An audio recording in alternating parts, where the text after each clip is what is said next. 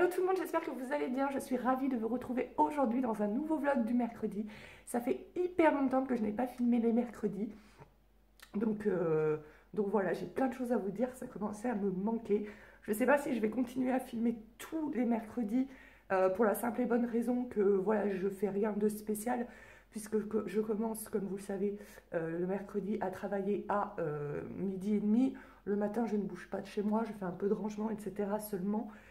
Et en plus, dans 2 ou 3 mercredis, je ne sais plus, je recommencerai à travailler le mercredi. Voilà, à partir du mercredi 4 mars, je recommencerai à travailler le mercredi matin. La semaine du mercredi 4 mars, c'est une semaine où je vais faire l'adaptation d'un petit. Donc le 4 mars, je commence à 10h seulement. Mais après, à partir du mercredi d'après, je ne sais pas combien on sera, je commencerai à 8h tous les mercredis. Donc après, c'est un tout petit bébé, donc il y aura des temps de sieste, etc. Donc on verra si je continue mes vlogs du mercredi ou alors, pourquoi pas, peut-être plutôt filmer le week-end, seulement quand j'aurai des choses intéressantes à vous dire. Voilà, je vais voir comment ça se passe. Là, les parents m'ont dit que le petit dormait pour le moment toute la matinée. Mais bon, c'est encore dans 3 semaines que je commence ce nouveau contrat.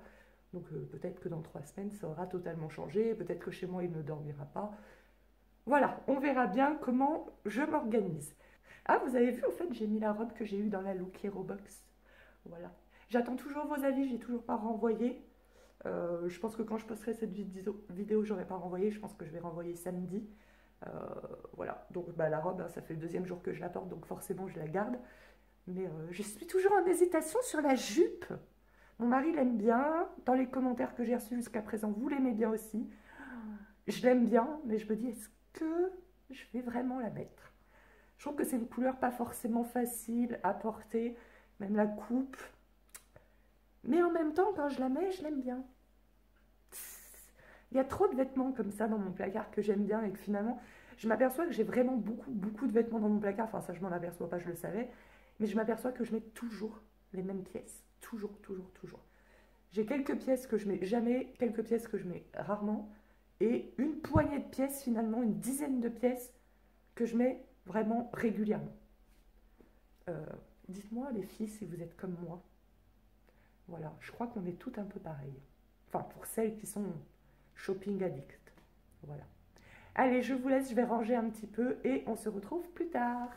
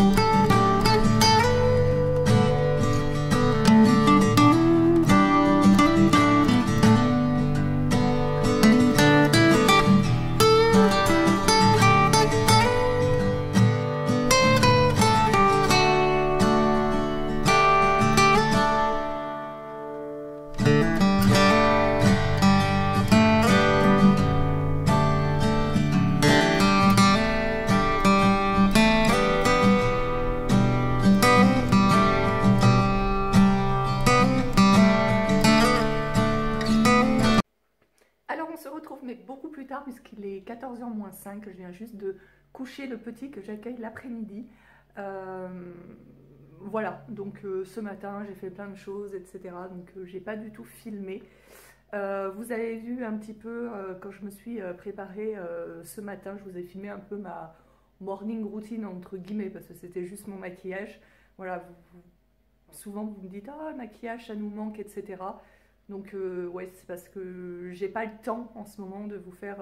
j'ai pas trop le temps de filmer, j'ai pas trop le temps de faire des tutos maquillage parce que faire un tuto maquillage, ça prend beaucoup plus de temps à filmer que juste de vous parler face cam quand je suis déjà prête, etc. Parce qu'on met beaucoup plus longtemps à se maquiller en faisant un tuto parce qu'on explique, etc. Que quand je me maquille dans mon miroir, voilà.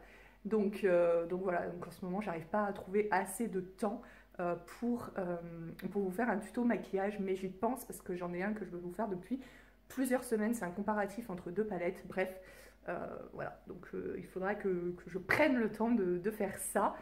Qu'est-ce que je voulais dire? J'ai tout le temps plein de choses à vous dire, et quand j'allume ma caméra, c'est comme, je sais pas, j'oublie tout ce que j'ai à vous dire. Voilà. Voilà, il y avait un grand soleil et je me suis dit, bah, je vais en profiter pour filmer, et bien sûr, il y a un nuage qui passe. Voilà. Ah oui, je voulais vous parler d'un livre que je vous avais montré dans un ancien vlog, donc bougez pas, je reviens.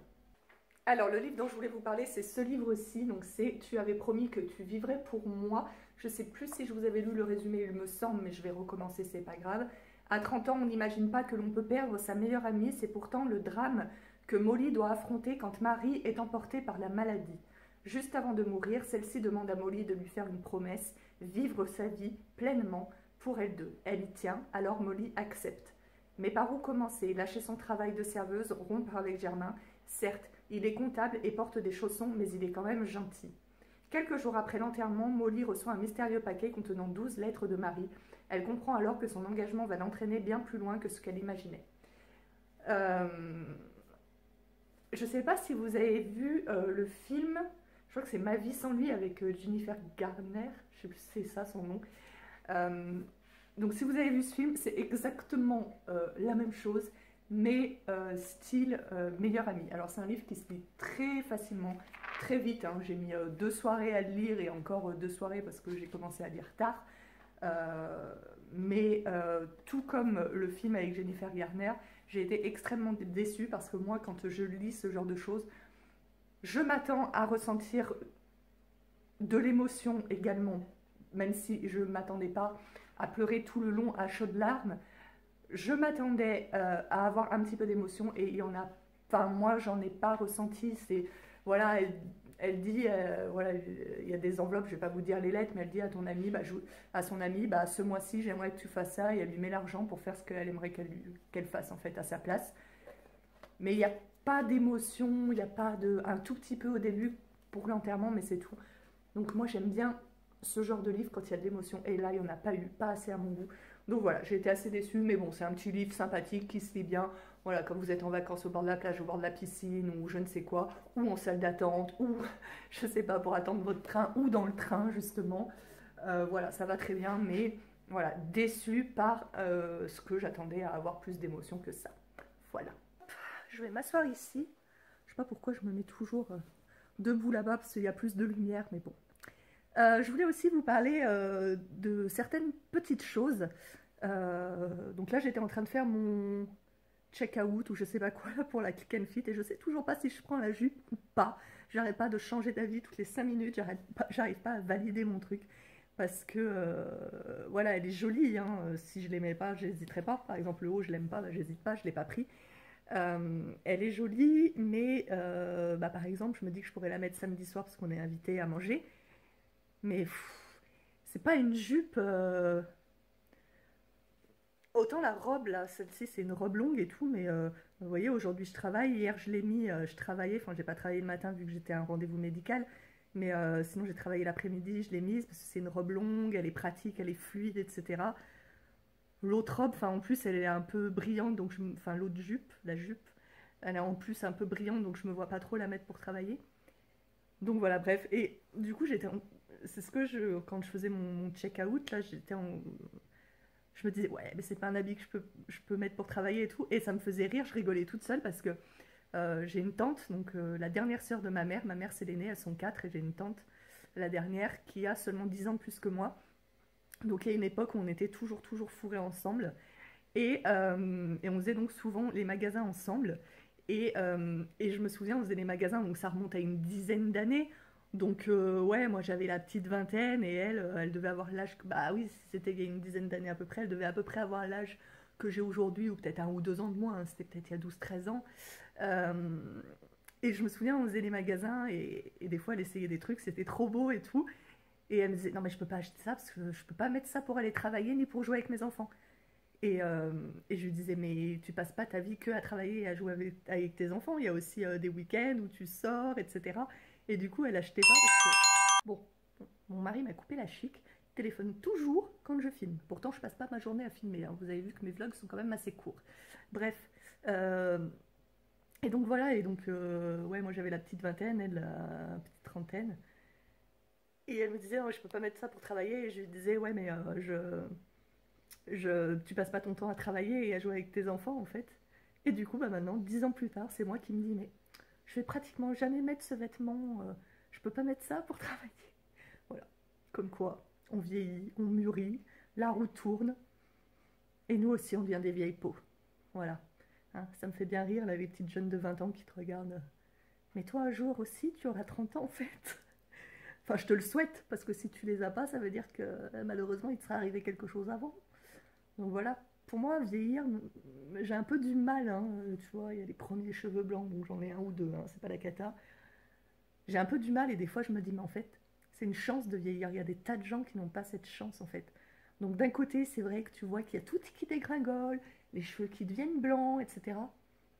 Ça te déprime sur le coup et puis d'un autre côté, après, je me dis, ouais, mais en fait, j'ai de la chance de vieillir. Tout le monde n'a pas cette chance.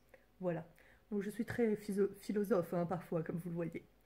Je voulais vous parler d'une autre chose aussi. Donc, vous avez été plusieurs à m'envoyer des messages parce que bah, si vous me suivez sur Instagram, vous avez vu que jeudi de la semaine dernière, j'étais à l'hôpital, j'étais au cardio et parce que je devais avoir vendredi ma coronarographie pour mettre un stent dans les artères. Et jeudi matin, on m'a fait des examens, etc. Et les médecins ont décidé d'annuler, enfin de reporter à, je pense, fin avril, début mai, la pose de stent dans mes artères du cœur. Et donc, vous avez été plusieurs à m'envoyer des messages pour savoir comment ça se fait, qu'est-ce qui s'était passé, etc. Mon mari me rappelait, donc on vous a encore coupé. Et donc, qu'est-ce que je disais? Oui, donc vous avez été plusieurs à m'envoyer des MP pour savoir ce qui se passait, etc. Ce que je peux tout à fait comprendre, hein, ce que je peux tout à fait comprendre, parce que voilà, moi aussi, je suis plusieurs youtubeuses surtout, un ou deux youtubeurs, mais surtout des youtubeuses. Et c'est vrai que à force, au fur et à mesure du temps, on s'attache encore plus aux personnes qui vloguent parce que bah, on voit un petit peu leur quotidien. Donc c'est vrai qu'on s'attache et quand on voit que la personne postait régulièrement des vidéos et qu'elle n'en poste plus, ou quand voilà, on voit des choses, on s'inquiète. Je suis la première à le faire, etc. Par contre, voilà, moi je vous ai toujours presque tout dit sur mes soucis de santé, etc. Mais pas forcément dans la seconde en fait. Moi, quand j'apprends quelque chose, j'ai besoin de digérer la nouvelle et après je vous en parle parce que comme je l'ai toujours fait. Et il y a deux personnes qui m'ont envoyé des MP pour savoir ce qui se passait, pourquoi on avait reporté la pose de stent, etc. Bon, ça, il y a plus de deux personnes qui l'ont fait, mais qui m'ont d'abord demandé ça sur Instagram, puis voyant que je ne répondais pas sur Instagram, sont venus me demander sur Snapchat, puis sur Facebook. Et je sais que ça part d'un bon sentiment, mais je voulais juste vous dire que le secret médical, ça existe. Et comme je vous disais, je vous en parlerai lorsque je serai prête à vous en parler. Lorsque j'aurai compris aussi, parce que je n'ai pas tout compris encore. Voilà. Donc voilà, c'est pas méchant, hein, c'est vraiment pas méchant, j'espère que vous le prendrez pas mal. Mais voilà, le secret médical, ça existe même pour les personnes qui font des vidéos sur YouTube. Et, euh, et même si je vous en parle jamais, c'est mon choix. Et voilà, si vous voyez que vous m'envoyez un message, que vous me demandez ce qui se passe, vous voyez si j'ai lu votre message. Si je vous réponds pas, c'est que j'ai pas envie d'en parler. Donc s'il vous plaît, n'insistez pas. Là, je vous parle de soucis médicaux, parce que c'est ce qui est arrivé dernièrement, mais c'est valable pour tous les sujets, hein. Si un jour vous voyez, je sais pas, j'ai mauvaise mine, etc., je sais pas, il pourrait un jour arriver peut-être quelque chose dans ma famille, ou avec mon mari, ou voilà. Si je vous dis rien, si je réponds pas, s'il vous plaît, n'insistez pas. il y a des choses que j'ai pas envie de partager ou pas tout de suite, je sais pas. Mais voilà, je voulais vraiment vous dire ça parce que je sais que je l'ai pas pris mal parce que je sais que ça part d'un bon sentiment. Mais voilà, je voulais vous le dire parce que vous y avez pas forcément pensé, que j'avais pas forcément envie d'en parler ou pas tout de suite, voilà. Donc si moi j'ai toujours répondu, alors pas forcément dans la seconde, hein. Des fois, je sais pas pourquoi là sur Facebook, la plupart du temps les personnes qui me contactent sur Facebook ce sont des assistantes maternelles ou parfois des parents employeurs pour des calculs, mais il y a quelques personnes qui me contactent sur Facebook aussi pour réagir à mes vidéos ou prendre de mes nouvelles tout simplement. Et, euh, et qu'est-ce que je voulais dire? Punaise, je perds la boule. Qu'est-ce que je voulais dire? Et sur Facebook, je sais pas pourquoi, donc en général mon téléphone sonne comme si je recevais un SMS quand on m'envoie un MP sur ma page Facebook, le blog de mes lunes dont vous avez le lien en barre d'infos, mais parfois il ne le fait pas. Je sais pas pourquoi ça arrive. Donc du coup, il faut que je reçoive un autre message et que ça sonne pour m'apercevoir que j'ai peut-être reçu un message 24-48 heures avant, parce que je suis pas une grosse youtubeuse, je suis pas énormément suivie, donc je reçois un, deux messages par jour, voire tous les 2 jours seulement, hein. Donc voilà, je vais pas voir sans arrêt non plus. Il y a des périodes où je reçois plus de messages que d'autres. La période où je reçois le plus de messages, donc comme je vous le disais, la plupart du temps c'est pour des calculs, etc. Donc la période où j'en reçois le plus, c'est fin juillet, parce que beaucoup de contrats, pas tous, mais beaucoup de contrats se terminent parce que l'enfant va rentrer à l'école, donc en général fin juillet, parce qu'en août, les gens sont en vacances.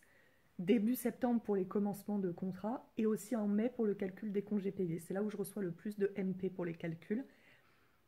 Et voilà, mais après, j'en reçois quand même un, deux par jour, voire tous les 2 jours.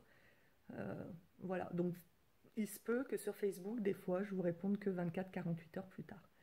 De toute façon, vous voyez si j'ai lu ou pas votre message. Mais si j'ai lu votre message et que j'y ai pas répondu, c'est que j'ai pas envie d'y répondre, ou que j'ai pas le temps, ou que voilà, c'est c'est pas la peine d'insister.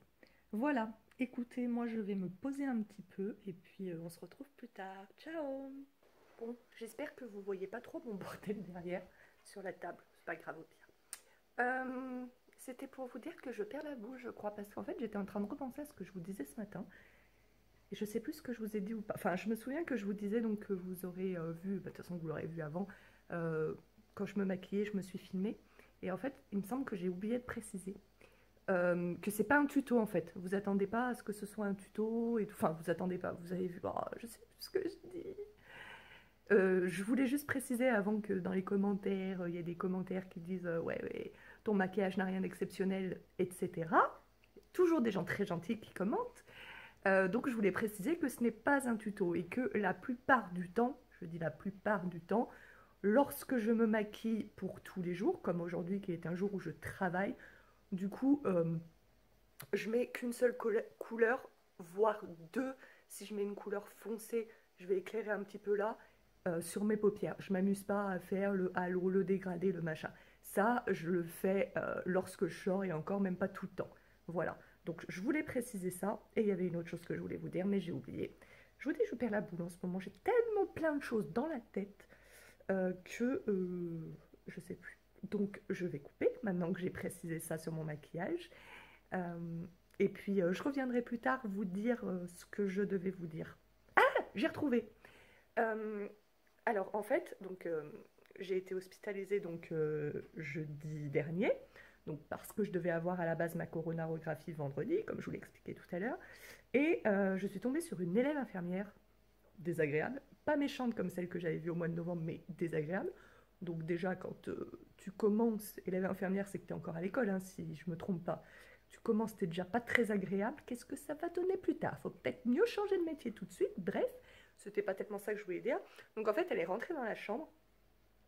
C'était juste pour prendre ma tension et ma température. Et dans ma chambre, il y avait mon mari, mon frère et ma soeur qui étaient là. Et elle est rentrée.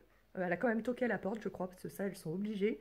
Mais voilà, pas très aimable, pas souriante. Bon, bref. Et elle a dit je vais vous demander de sortir, s'il vous plaît. Et en fait, bah, je discutais avec une amie hier qui travaille à l'hôpital aussi.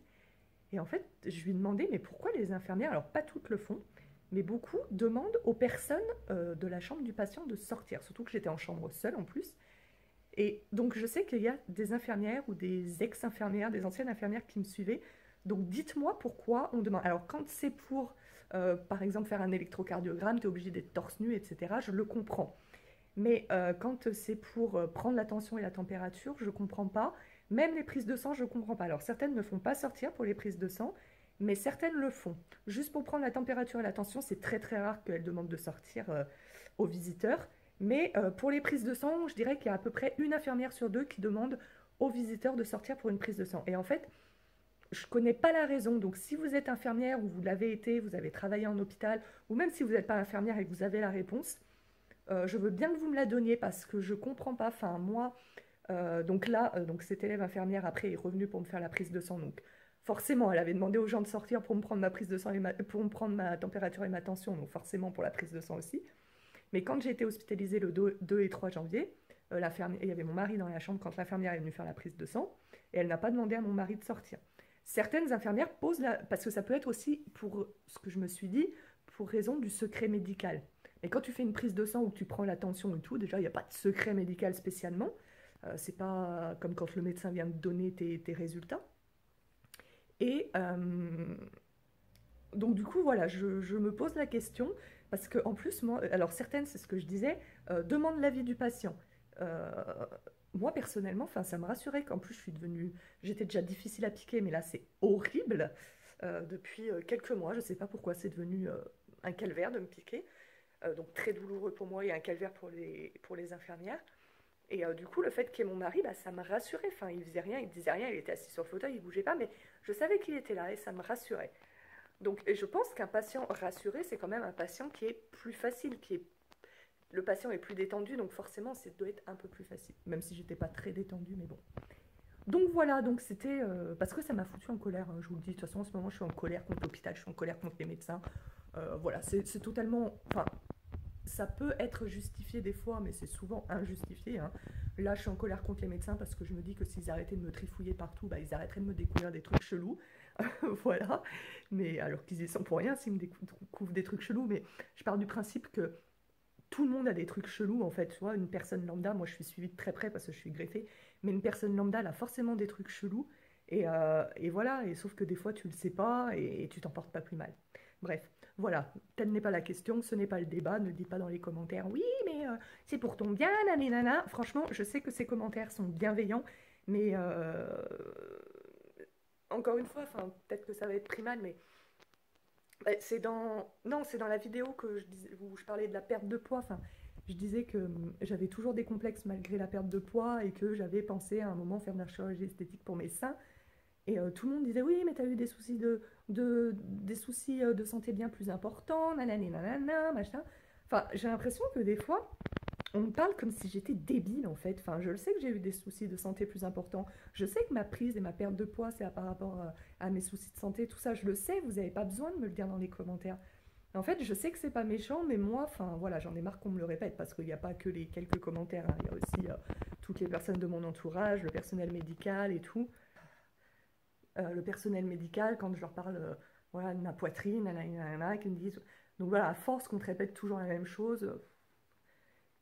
J'avais envie de dire que c'est pas parce qu'on a des soucis de santé sérieux que le reste, enfin en tout cas pour moi, ça peut paraître incompréhensible peut-être pour certaines personnes, mais pour moi, c'est pas parce que j'ai des soucis de santé sérieux que du coup, bah, le physique, je m'en tape, que du coup, voilà. Parce que malgré tout, dans la vie de tous les jours, et pas seulement en amour, mais aussi en amitié, aussi pour trouver un travail, l'allure de la personne, je ne parle pas de la beauté là, je parle de l'allure de la personne, ça compte malgré tout, et même en amitié, et même dans le boulot, et même en tant que nounou. Voilà, moi j'ai déjà entendu des parents, alors pas par rapport à moi, mais dire je n'ai pas choisi cette personne parce que son physique pour moi, j'avais peur qu'avec son physique elle fasse peur aux enfants. Alors je ne pense pas que je suis déjà arrivée jusqu'à ce point-là. D'ailleurs c'est pas très délicat de dire ça, mais bon ils n'ont pas dit ça devant la personne. Bref, voilà, c'est pas parce que j'ai des soucis de santé importants que le reste ne l'est pas et ne devrait pas l'être.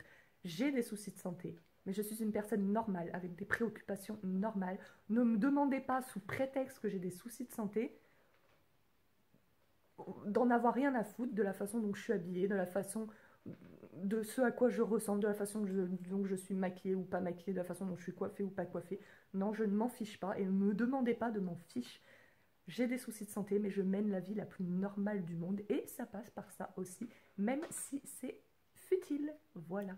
Bon, cette fois, je crois que j'ai tout dit. Alors à plus tard.